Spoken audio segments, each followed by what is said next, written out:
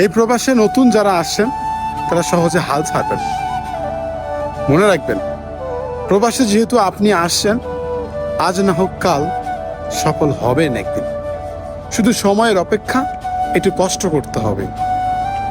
সফল হওয়া যদি এত সহজ হইতো তাহলে মানুষ ওই বাড়ি ভিটা বন্ধক রেখে এই প্রবাসে আইয়া গোলামি করতো না মানুষের।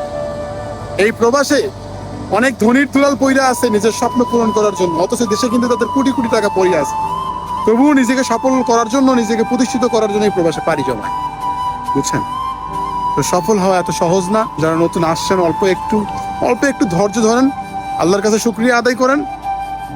মনে রাখবেন, পৃথিবী সবার দুয়ার থেকে ঘুরে আসলে আল্লাহর দুয়ার থেকে ঘুরবেন না আপনি, আল্লাহ আপনাকে ফেরাবে না। আপনি, আমি, আমরা মধ্যবিত্ত যারা, তারা কিন্তু সবসময় ঋণ করেই প্রবাসে আসি।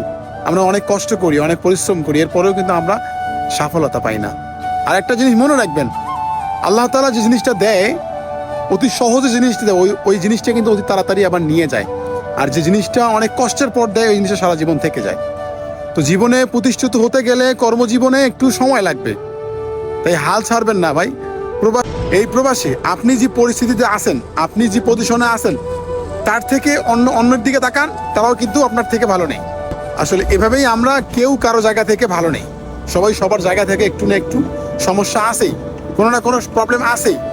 তো জীবনে চলতে গেলে, হাঁটতে গেলে, সমাজে থাকতে গেলে প্রবলেম থাকবে রে ভাই।